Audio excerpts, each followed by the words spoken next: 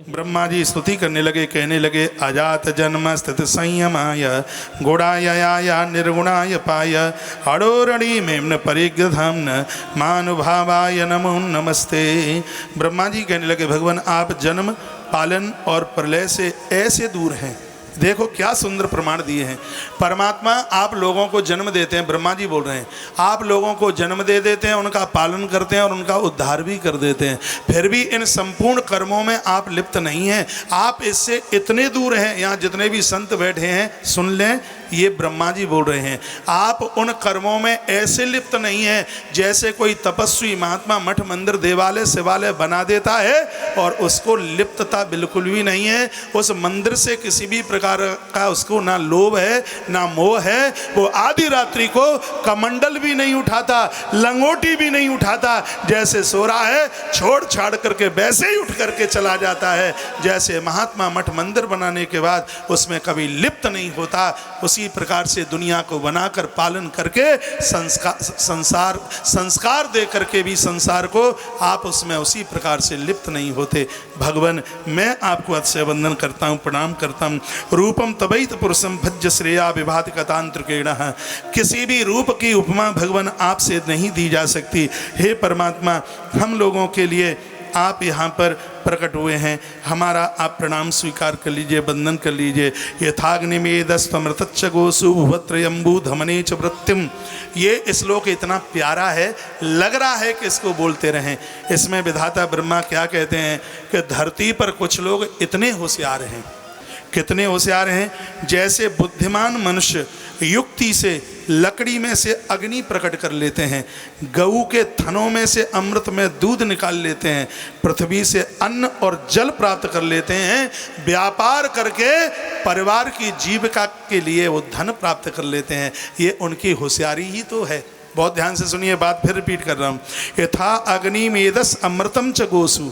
इसका अर्थ है कि धरती पर बुद्धिमान जो मनुष्य हैं, लकड़ी से अग्नि, यथा अग्नि मेदस अमृतम च गोसु शब्द लिखा है, जो लकड़ी से अग्नि प्राप्त कर लेते हैं, गऊ से अमृत में दूध प्राप्त कर लेते हैं, पृथ्वी से अन्न और जल प्राप्त कर लेते हैं और व्यापार करके परिवार की जीविका चलाने के लिए धन प्राप्त कर लेते हैं। उसी प्रकार से विवेकी लोग अपनी सद्बुद्धि को संतों के चरणों में जोड़कर उनके सत्संग का लाभ प्राप्त करके वो आपको प्राप्त कर लेते हैं, आपका दर्शन कर लेते हैं। जो आपका दर्शन कर ले मनुष्य बनकर वही बुद्धिमान है, और जो आपका दर्शन न कर पावे वो अज्ञानी है, वो अविद्या के गर्त में डूबा हुआ है। कितनी बड़ी मधुर बात कह दी। तो भगवान आप तो फिर आप ही हैं।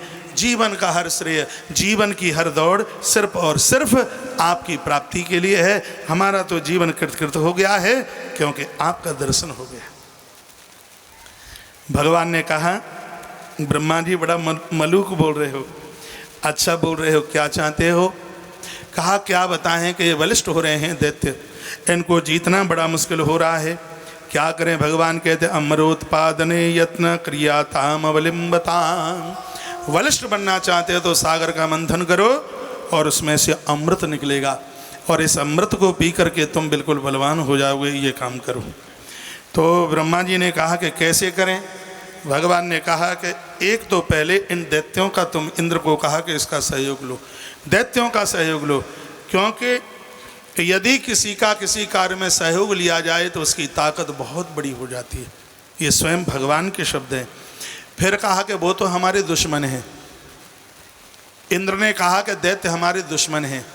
तो भगवान ने कहा कि सबसे बड़ा बुद्धिमान वो है जो अपना काम बनाने के लिए दुश्मन से भी संधि कर ले। ये भगवान का वाक्य। क्या बात कही है? ये राजनीतिक लोगों के पास में ये सूत्र बहुत ज़्यादा कहीं से मिल गया है। अपना काम बनाने के लिए चाहे जिधर लुढ़क लो, चाहे जहाँ मिल लो। भगवान कहते हैं, परमात्मा ने क्या कहा,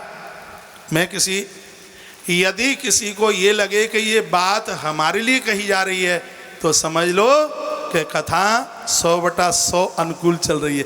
ये ही तो लगे कि कथा मेरे लिए कही जा रही है, यही तो पता लगे कि कथा मेरे लिए कही जा रही है।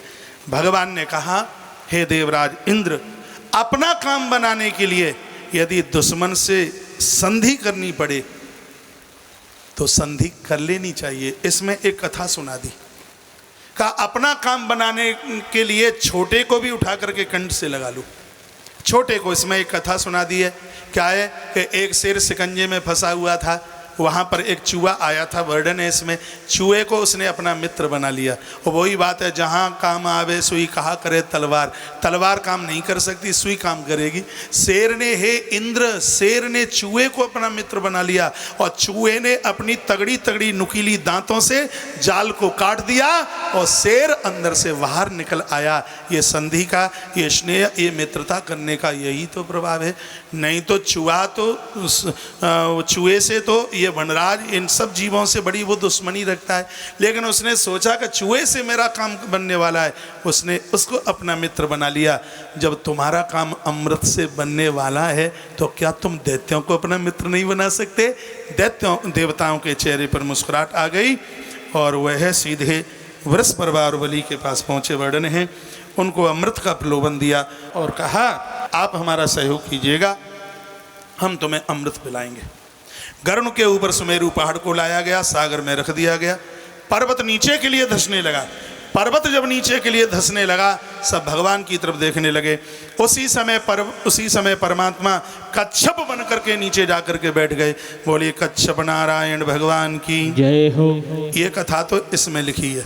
अब इसके ऊपर एक पलटा और लगा लें, वो ये है, सागर का मंथन मनु मंथन है। समुद्र मेरा और आपका हृदय है। समुद्र मेरा और आपका हृदय है। पर्वत क्या है?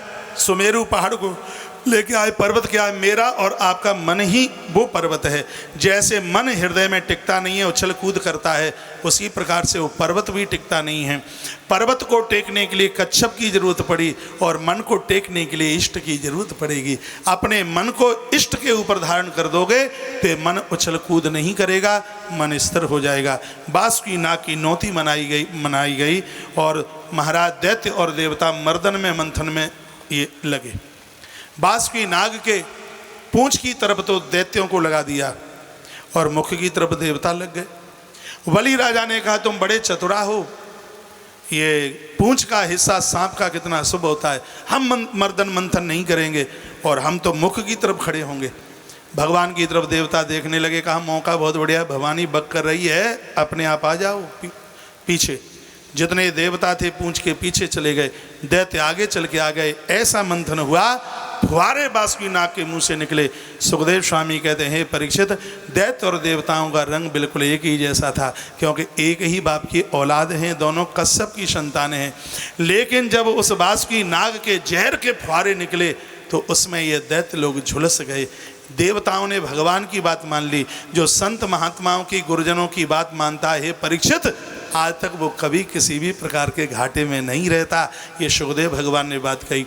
यहाँ जितने भी युवान वर्ग के मेरे भाई लोग बैठे हुए हैं, मैं निवेदन करना चाहूँगा, इन बुजुर्गों के जो बाल हैं वो धूप में नहीं, इनके अनुभव में श्वेत हुए हैं। इनकी बात मान लोगे तो बहुत ज़्यादा फायदे में रहोगे, घाटे में कुछ भी नहीं रहेगा। एक उदाहरण के तौर पर सुना दूं। एक बेटी के पिता ने चिट्ठी लिखी कि मेरे यहाँ पर बारात में जवानी जवान आवे, यदि कोई बूढ़ा आ गया तो मैं बारात वापस कर दूंगा। चिट्ठी पहुंची। अब जितने जवान थे वो तो सब नाचने लगे, क्योंकि अब तो हमारे हिसाब से ही पहुआ चलेगा, हमारे हिसाब से ही तांसगिरी होगी। वो तो उछाल उछाल करके नाचे।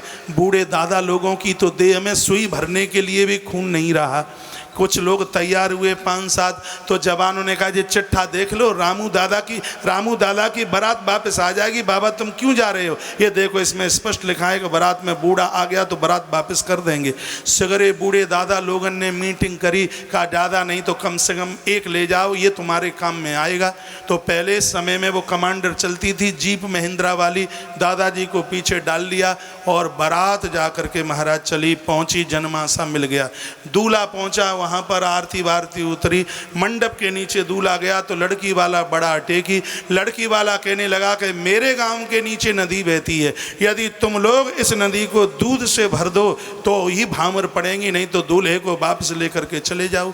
अब नदी को तो दूध से भरना ही संभव था नहीं। सब लोग जन्मा से लौट के आ गए। रामू दादा का तो मुंह लटक गया, दूल्हा वापस जाए तो ये तो बहुत बड़ी बदनामी हो गई। अब कोई रामू दादा बैठे हुए तो बुरो मत मानियो, कथा है।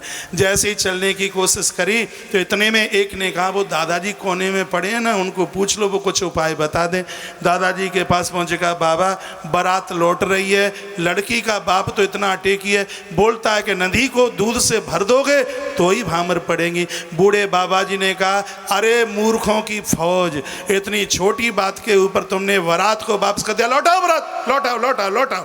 नदी को तो दूध से भरना बहुत ज़्यादा सरल है। कहा दादाजी बताओ ना कैसे भरी जाएगी। दादाजी ने कहा कि लड़की के बाप को चुनौती दे दो, उसको कह दो कि तू अपनी नदी को पानी से खाली करके बता दे, फिर हम तेरी नदी को दूध से भर के बता देंगे। और जवान लोग दौड़े, लड़की के बाप को चुनौती दे दी, ताल ठोके, 1.5 हाथ से ताल ठोकी। कहा हम छाती ठोक के कहते हैं हम नदी को दूध से भर देंगे, लेकिन तुम अपनी नदी को पहले पानी से खाली करके बता दो। उस लड़की के पिता ने कहा अब भामर जरूर डल जाएंगी। क्यों? क्योंकि तुम्हारे बीच में जरूर कोई न कोई बूढ़ा आया है। ये आवाज़ तो किसी वृद्ध की ही हो सकती है। जो जवान वृद्धों के पास बैठे रहेंगे वो भटकेंगे नहीं। मैं वृद्धों के पास बैठता हूँ, रात्रि को बैठता हूँ, आरती में बैठता हूँ, सुबह बैठता हूँ, इनके बीच में बहुत कुछ सीखने को मिलता है। मैं फिर कहना चाहूँगा, युवान जितने लोग हैं अपने माँ बाबूजी के पास, दादा दादी के पास बैठे रहोगे, अन्याय अधर्म अत्याचार से बचे रहोगे, कुकर्मों से बचे रहोगे, गलत आदतों से बचे रहोगे, इन बुजुर्गों के पास में बैठे रहोगे। अरे ध्रुव जी महाराज मनु जी महाराज के पास बैठते थे और उसका यह प्रभाव था, नारद जैसा गुरु मिला, उसका प्रभाव यह हुआ कि ध्रुव के सन्मुख साक्षात भगवान चल करके आए। ये वृद्धों का, उनके दिए गए उन वचनों का, उनके आशीर्वाद और उनकी कृपा का ये इतना बड़ा प्रभाव है। आज सुखदेव स्वामी भी बहुत आनंद के साथ में ये कहते हैं, क्या कहते हैं? वो कहते हैं कि महात्मा की, परमात्मा की, वृद्ध जनों की, पूज्य लोगों की बात मानने में हे परीक्षित आज तक कभी किसी का घाटा नहीं हुआ। इन देवताओं ने भगवान की बात मानी, पूंछ की तरफ जाकर के खड़े हो गए, वासुकी नाग के जहर से बच गए। सागर का मंथन चलता रहा तो उसमें से हलाहल विष हलाहल जहर निकल के आ गया। अब इतना जहर निकल के आया कि सब लोग झुलसने लगे।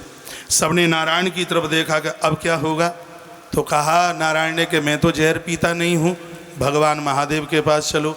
तो सगरे शंकर जी के पास पहुंच गए। प्रजापता उचू सबने स्तुति करी और क्या कहने लगे कि देव देव महादेव भूतात्मन भूत भावना त्रायिना शरणापन्ना ते लोक्या देना विषाद तमेक सर्व जगताम ईश्वरो वंद मोक्षयो तम ताम्रचंती कुशला प्रपन्नाति हरम गुरुम। का हे भगवान और तो सब देव हैं, आप महादेव हैं, संपूर्ण प्राणियों की आप आत्मा है, हम आपकी शरण में आए हैं, भगवान हमारा कल्याण कर दीजिए। तुम एक सर्व जगता ईश्वरो बंद मोक्षयो। क्या कहा हे भगवान, आपके ही द्वारा मुक्ति है।